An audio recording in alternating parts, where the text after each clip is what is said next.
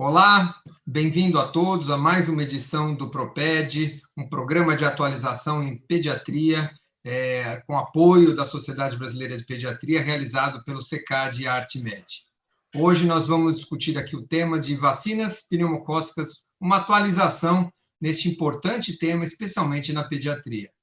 Eu sou Renato Kifuri, pediatra, infectologista, presido o Departamento de Imunizações da Sociedade Brasileira de Pediatria, e tenho a honra e o prazer de estar comigo aqui com a doutora Maria Cristina Brandileone. Doutora Cristina, além de uma grande amiga, é doutora em microbiologia, é diretora do Laboratório de Meningites e Doenças Invasivas do Instituto Adolfo Lutz, aqui da Secretaria de Saúde de São Paulo. Uma enorme experiência em doenças pneumocócicas, em agente, em vigilância desses sorotipos, que nós vamos ter a oportunidade de conversar e dividir com vocês um pouco dessa experiência. É um bate-papo, espero que vocês aproveitem. E eu começo já trazendo algumas informações a respeito do pneumococo, que a Cristina vai discutir mais adiante, que é uma bactéria que talvez esteja aí na sua complexidade, o grande desafio de enfrentar os programas de vacinação, avaliar o seu sucesso, entender melhor qual é a dinâmica de circulação desses sorotipos, existem mais de 95 sorotipos descritos, resistência bacteriana, que tipo de infecções acometem, crianças, adultos, estado de portador, uma complexidade muito grande que torna os programas de vacinação alvo de muita discussão no meio acadêmico, para nós entendermos com a vigilância quais são os melhores caminhos na prevenção dessas infecções tão importantes. Infecção essa que começa pela colonização. Toda doença pneumocócica ela se inicia pela colonização da nasofaringe. A nasofaringe é colonizada pelo pneumococo logo na primeira infância. Diferente de outras doenças, onde o estado de portador ele normalmente pode incidir em outras idades, com a doença pneumocócica, o pneumococo, a criança pequena são os grandes portadores da bactéria em nasofaringe. E dali, por contiguidade, por mucosa, doenças de mucosa, pode levar às otites, sinusites, as pneumonias não bacterêmicas, tão familiares da nossa prática diária como pediatras, como atingir a corrente circulatória. E aí nós damos o nome de doença invasiva, onde o pneumococo atinge sítios previamente estéreis. Então, a meningite pneumocócica, o derrame pleural, a pericardite, a artrite, todos esses líquidos previamente estéreis, uma vez contaminados pelo pneumococo, nós damos aí um nome a essa doença, essa apresentação da infecção pneumocócica como uma forma invasiva. Então, esse esquema ilustra isso que eu acabei de falar. As doenças pneumocócicas didaticamente podem ser divididas entre invasivas e não invasivas, sendo que as pneumonias, que muitas vezes de difícil reconhecimento, quando uma pneumonia atinge a corrente circulatória ou não, nós podemos imaginar aí que mais ou menos um quarto delas cursam com bacteremia, e nós chamamos essas pneumonias de invasivas, especialmente essas pneumonias que são mais graves. É importante dizer que o estado de portador ocupa boa parte de nossa população pediátrica, as otites médias, em segundo lugar, respondem para os desfechos clínicos mais frequentes na pediatria, as pneumonias e as formas invasivas menos graves.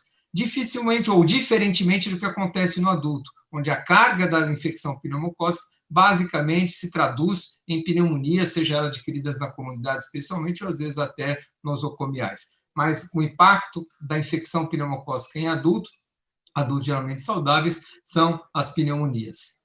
E são os extremos das idades. Aqui a gente já começa a primeira informação importante. Os programas de vacinação que visam obter sucesso ou que visam controlar a infecção pneumocócica são predominantemente direcionadas aos extremos das idades. São as crianças pequenas, menores de 2, de 5 anos de idade, e os adultos de mais idade, acima de 60, 70 anos, onde nós encontramos os maiores coeficientes de incidência em diversos locais em todo o mundo. Então, essa é uma característica da doença pneumocócica, seja ela meningite, seja ela forma invasiva, seja pneumonia adquirida na comunidade. Globalmente, esses são os principais fatores de risco. A idade e outra coisa, as condições clínicas associadas. Nós sabemos que muitas dessas doenças crônicas, muito frequentes com a idade, mas não só nos indivíduos de mais idades, como diabético, DPOC, cardiopatia, os cânceres, vivendo as imunodepressões, não só com HIV/AIDS,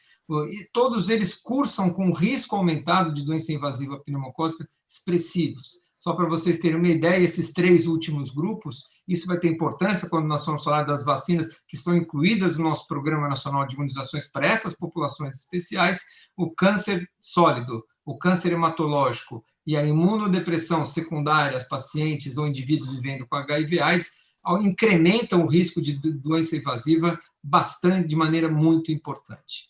Eu queria só finalizar essa primeira introdução mostrando que ainda as pneumonias, depois da mortalidade neonatal, responde pela principal causa de mortes em crianças menores de 5 anos de idade. Veja que as causas neonatais respondem por 45% e 12% da mortalidade em crianças menores de 5 anos mundialmente se deve a pneumonias, e o pneumococo é o nosso principal agente. E se nós formos olhar para as doenças que causam mortes em crianças, doenças preveníveis por vacina, a maior parte da mortalidade relacionada a doenças preveníveis pela vacinação, 32% são doenças pneumocócicas. Então, nós temos um enorme desafio de enfrentar a mortalidade infantil, a mortalidade na criança, no mundo todo, especialmente em localidades onde a pneumonia tem uma carga extremamente desproporcional do que acontece em outras regiões do mundo. Esse mapa ilustra exatamente a diferença da carga da mortalidade por pneumonias em crianças menores de 5 anos de idade, como ela é a distribuição global do número de casos. Cada ponto vermelho desse corresponde a 1.000 mortes por pneumonia. Então, o hemisfério sul, especialmente os países de baixa renda, são aqueles que sofrem mais, onde a carga da doença se expressa com toda a sua intensidade. Então, nesse momento agora, eu passo a palavra para a doutora Cristina. A Cristina é uma conhecedora profunda do tema, para falar um pouco sobre as questões do pneumococo, seus sorotipos capsulares, como isso vem oscilando, especialmente depois da introdução da vacina 10-valente no nosso Programa Nacional de Imunizações em Crianças, que nós introduzimos, que está completando 10 anos. Cris, para suas saudações aí, seus comentários sobre o tema. Renato, em primeiro lugar, obrigada pelo convite, para poder colaborar com a Sociedade Brasileira de Pediatria e mostrar um pouquinho dessa bactéria que é tão complexa, como você já abordou, e toda a complexidade clínica dessa bactéria, da colonização da nasofaringe, das doenças localizadas, de alta morbidade, as doenças de alta letalidade, as doenças invasivas, está vinculada à microbiologia dessa bactéria, O pneumococo, o Streptococcus pneumoniae, ela é uma bactéria encapsulada. Então, ao torno dessa bactéria há uma cápsula polissacarídica, e essa cápsula é o principal fator de virulência dessa bactéria. Aqui nesse slide vocês podem ver o tamanho dessa cápsula polissacarídica que fica ao redor da bactéria. E essa cápsula, como fator de virulência, ela altera a opsonização de anticorpos, a ligação do anticorpo, e impede a ação do complemento e, por fim, a atividade antifagocitária. Portanto, essa cápsula tem um papel fundamental na defesa da bactéria, na proteção da bactéria contra os mecanismos de defesa imune do indivíduo.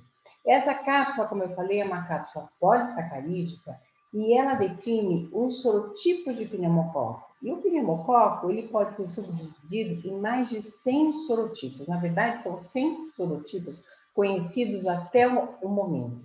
E esses polissacárides, eles são imunogênicos, induzem estimulam a produção de anticorpos e anticorpos protetores. Mas o que é mais interessante é que esses anticorpos, eles são sorotipo específico. Então, veja bem, para 100 sorotipos, para eu ter proteção contra todos os sorotipos conhecidos de pneumococo, eu teria que ter produção de anticorpos específicos para cada sorotipo. E esses são os antígenos vacinais das vacinas de pneumococo, seja da 23-valente, seja das vacinas conjugadas atualmente disponíveis no mercado. Então, esses polissacárides induzem a produção de anticorpos protetores e são a base das vacinas polissacarídicas. Então, se são as bases da vacina polissacarídica e das vacinas conjugadas, é de fundamental importância se conhecer quais são os sorotipos que versam numa população aonde a vacina vai ser aplicada. Por quê? Porque esses sorotipos, eles variam conforme o tempo, período de tempo, região geográfica, grupos etários, grupo de idade, diferentes tipos de infecção. Há sorotipos que têm maior potencial invasivo, outros sorotipos são mais colonizantes, tem sorotipos que têm maior propensão à resistência, adquirir resistência aos antimicrobianos. E aqui vocês podem ver alguns sorotipos que têm essa tendência de serem mais invasivos e de serem associados à resistência a antimicrobianos. E observe que são sorotipos que estão presentes nas vacinas conjugadas de pneumococo.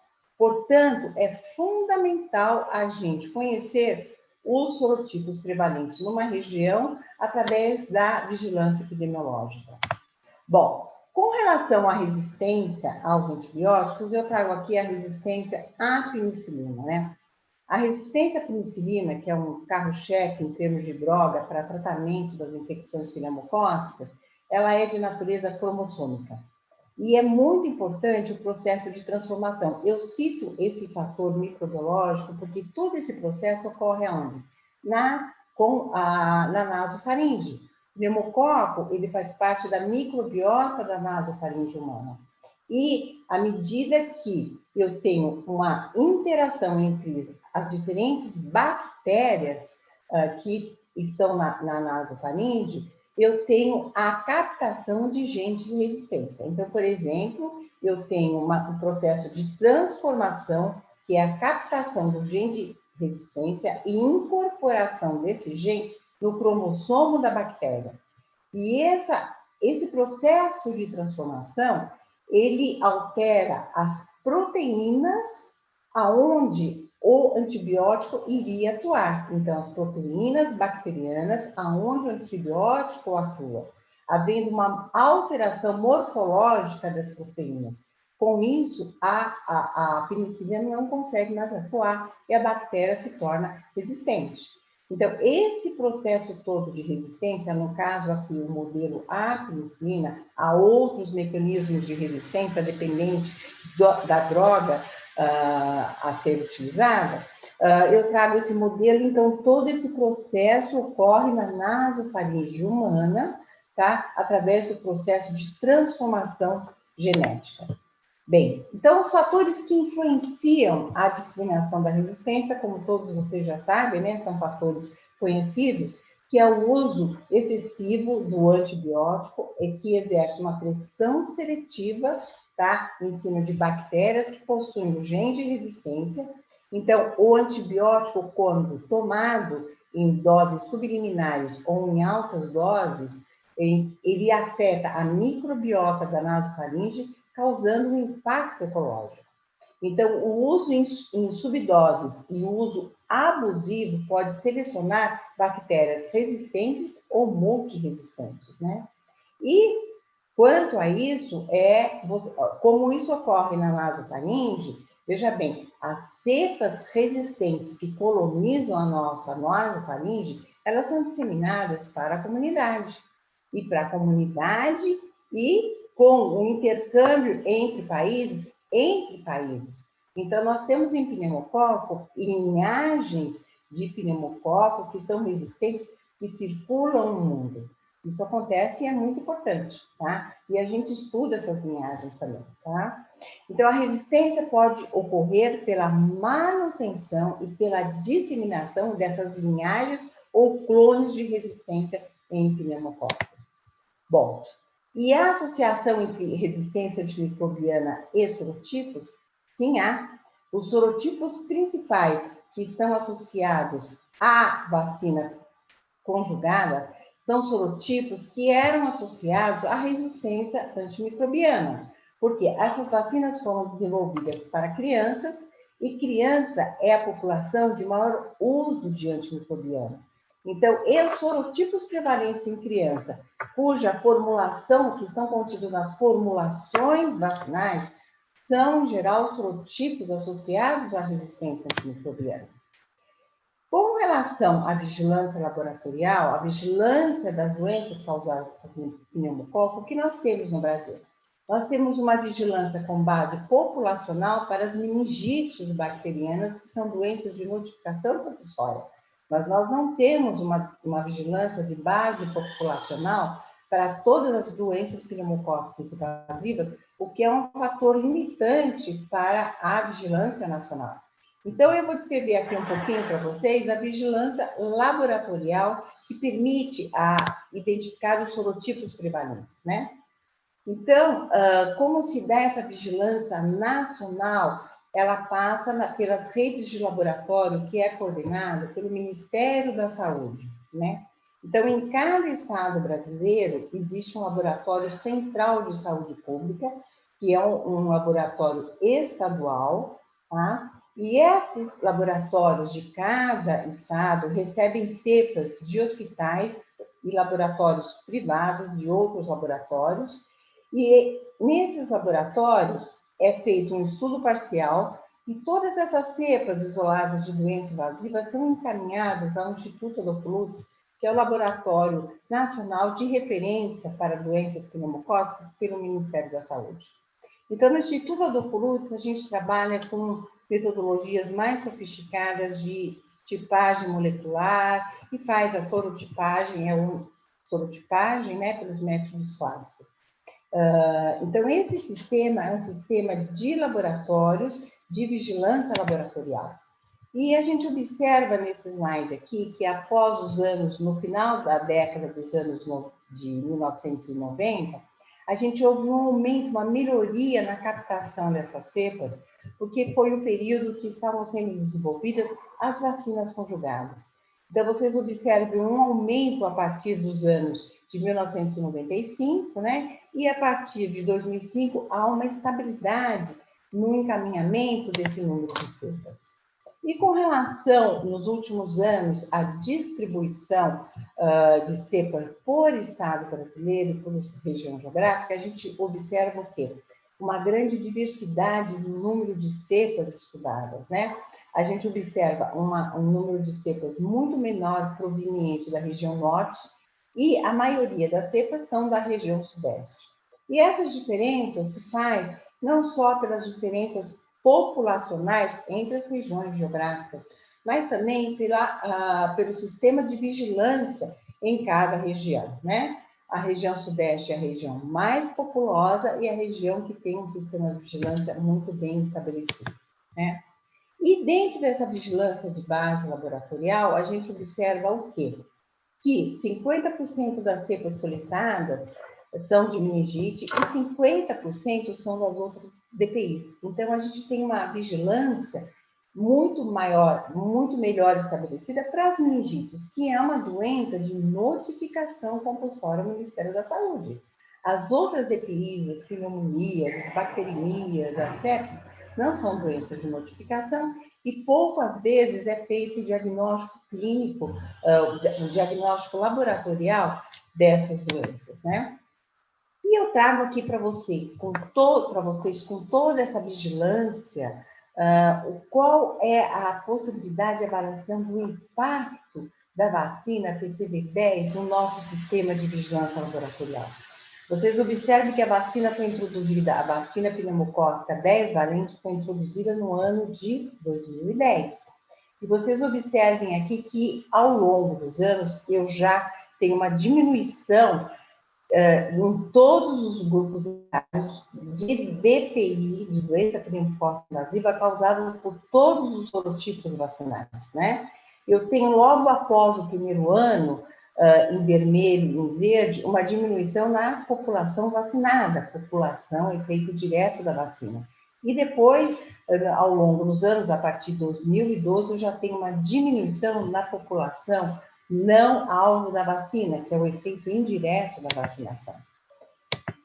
E, assim, o que a gente observou nessa vigilância é que houve uma redução de DPIs pelos tipos da vacina de 94%, estimado em 94% em menores de 5 anos, 90% em menores de 6 meses e 74% em menores de 50 anos, em maiores de 50 anos de idade, com uma redução de aproximadamente 80%.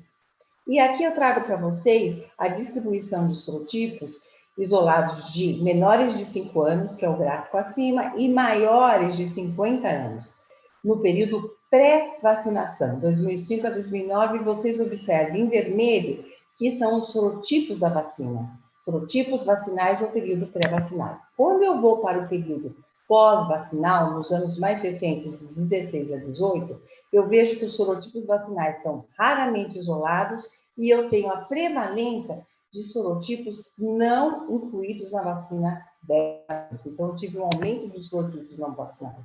E aqui eu trago para vocês, então, a porcentagem relativa comparando os serotipos da PCV10 no período pré versus o período pós, uma redução de aproximadamente 80% dos serotipos da 10 valente e um aumento de 100% de serotipos não vacinais e principalmente um aumento devido ao serotipo 19A. E aqui eu trago para vocês, vejam que interessante que eu tenho aqui. Eu tenho que, no período de 2005 a 2010, eu tive um perfil de resistência muito estabelecido e que, após a introdução da PCV10, eu tive uma diminuição da resistência total e da resistência intermediária à penicilina, justamente devido ao efeito da vacina 10 valente. E que, a partir de 2014, eu tenho um ligeiro aumento dessa resistência à penicilina e esse aumento de resistência está vinculado principalmente ao sorotipo 19A. Eu trago aqui os sorotipos que são associados à resistência antimicrobiana do período de 2016 a 2018, e vocês observem que o sorotipo 19A, ele é prevalente, altamente prevalente entre os sorotipos resistentes, seguido pelo sorotipo 6C, apesar de ter uma diversidade de outros sorotipos.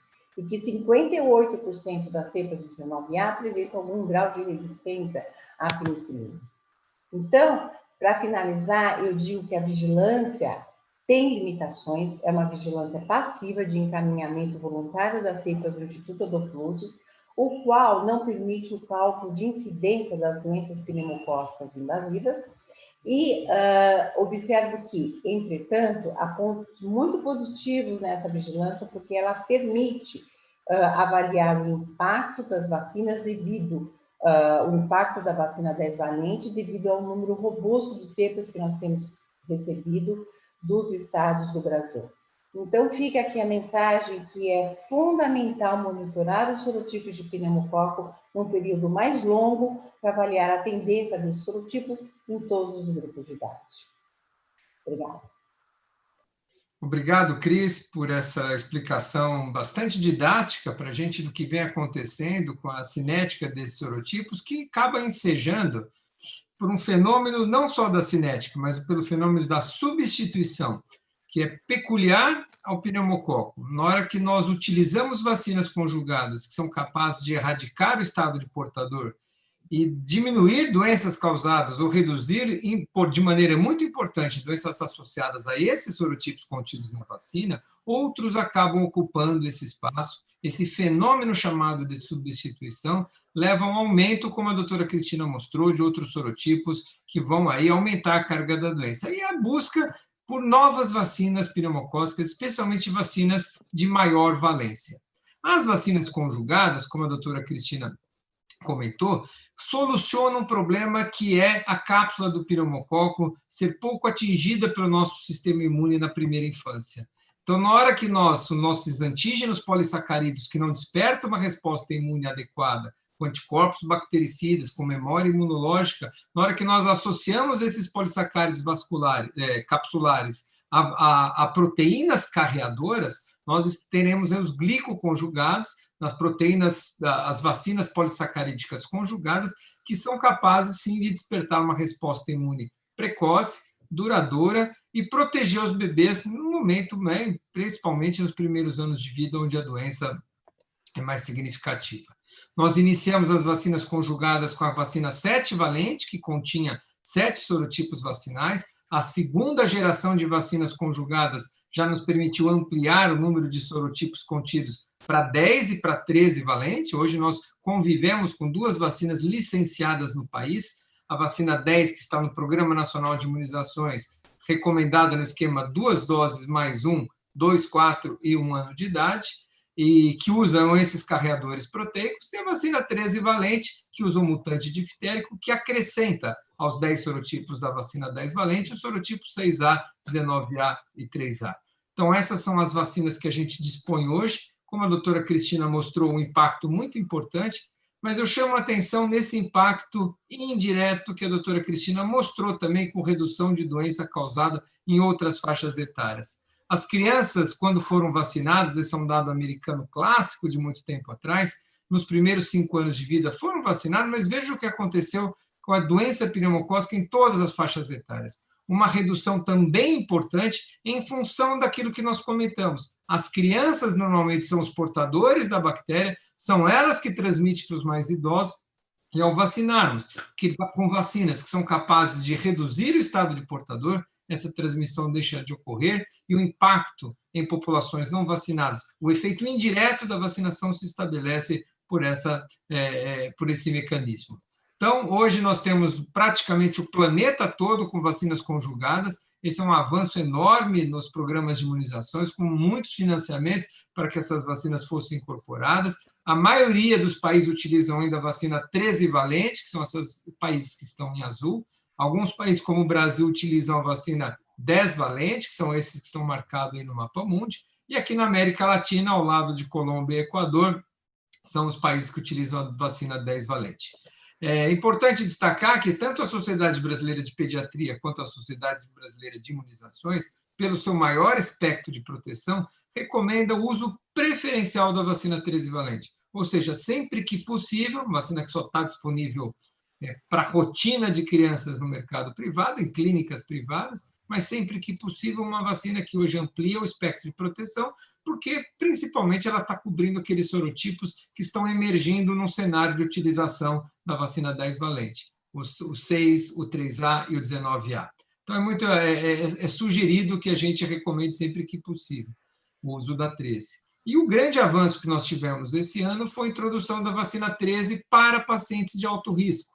Então, o nosso Programa Nacional de Imunizações incluiu, no Centro de Referência para Imunobiológicos Especiais, a vacina 13-valente para indivíduos com câncer, vivendo com HIV/AIDS, transplantados de órgãos sólidos ou transplantados de células-tronco hematopoéticas. Então, é muito importante a gente lembrar que esses grupos dispõem da vacina 13-valente gratuita no Centro de Referência para Imunobiológicos Especiais. Aqui está a portaria do Ministério, com os esquemas, inclusive posológicos, para cada uma dessas condições, associando, aí, no caso, a vacina 23-valente também, para ampliar o espectro de proteção. E, por fim, eu queria comentar sobre as novas vacinas que estão por vir. São vacinas que estão em fase final de desenvolvimento.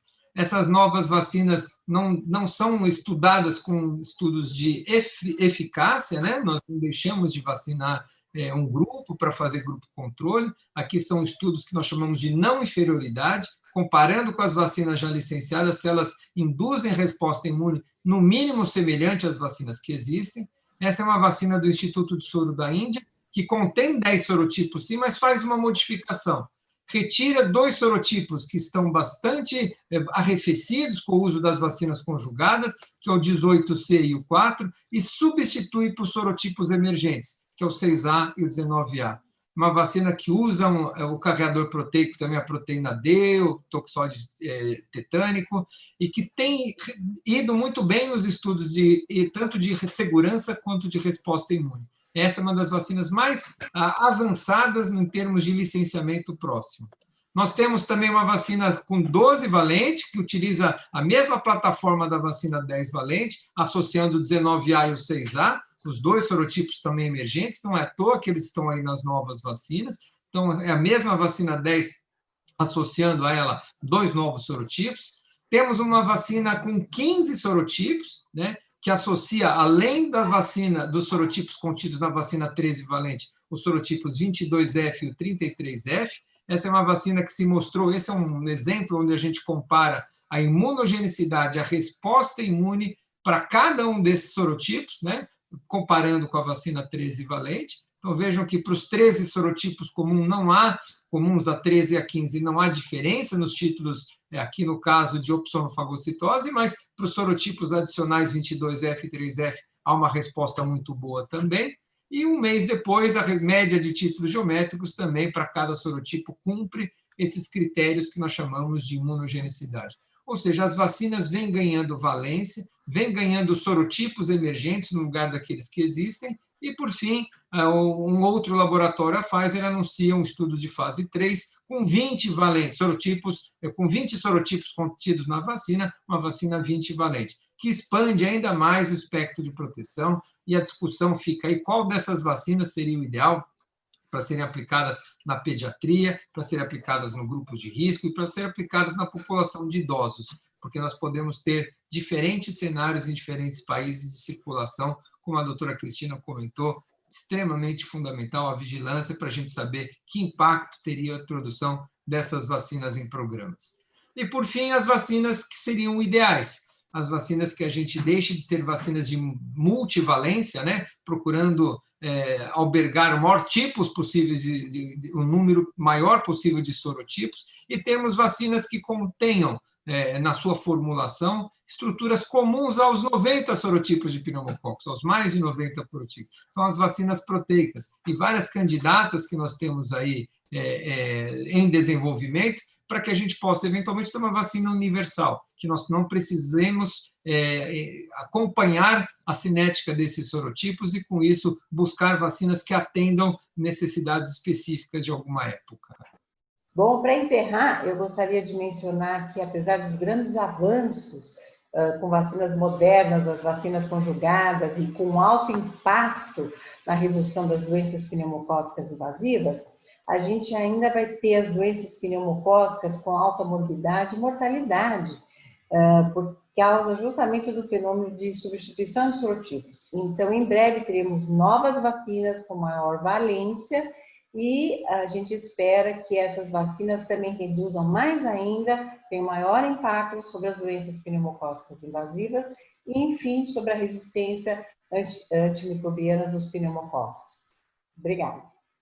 Obrigado, Cris, é um prazer. Então, eu convido a todos aí a assistir aos nossos cursos, frequentarem as nossas páginas da Sociedade Brasileira de Pediatria, onde muitos desses materiais estão disponíveis com informações bastante importantes para a nossa prática diária, né? As vacinas vieram realmente fazer a diferença no cenário da pediatria e as vacinas pneumocócicas enfrentam todos esses desafios que nós acabamos de mostrar aqui. Obrigado a todos pela participação e estejam todos bem.